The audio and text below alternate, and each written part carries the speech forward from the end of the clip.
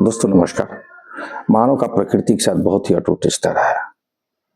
प्रारंभ के दिनों में जब कोई प्राकृतिक घटनाएं घटती थी तो मनुष्य इसे देवी चमत्कार समझता था, किंतु जैसे जैसे सभ्यता का विकास होता चला गया वैसे वैसे मानव के सोचने और समझने की क्षमता का भी खासा विकास हुआ। अब जो प्राकृतिक घटनाएं घटने लगी तो वो सोचने लगा कि ये घटनाएं क्यों घट रही हैं, इसके पीछे कारण क्या है। इसके अतिरिक्त बहुत सारी ऐसी चीजें हैं जो उससे परेशान करती रही।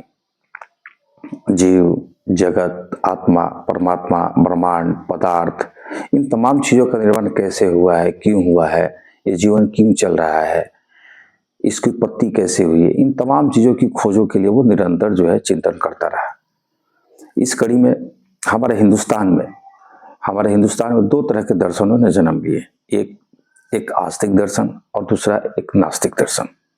आस्तिक दर्शन वे कहलाए जो वेदों पर विश्वास करते थे और नास्तिक दर्शन वे दर्शन कहलाए जो वेदों पर विश्वास नहीं करते थे। हमारे धर्म की जो उत्पत्ति है, हिंदुस्तान में जो धर्म की जो भी उत्पत्ति हुई है, इन्हीं दर्शनों पर आधारित है।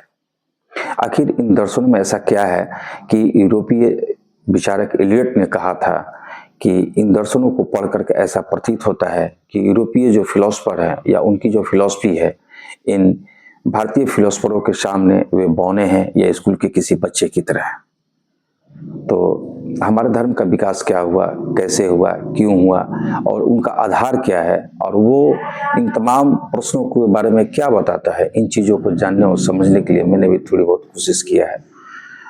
हम अगले वीडियोज में आस्तिक दर्शन के किसी एक दर्शन के बारे में हम चर्चा करेंगे और उम्मीद करते हैं आप उसे जरूर पसंद करेंगे, क्योंकि हमारे धर्म के मर्म को अगर समझना है, हिंदुस्तान के जो भी धर्म उसको अगर समझना है तो इन दर्शनों से होकर ही गुजरना पड़ेगा। शुक्रिया।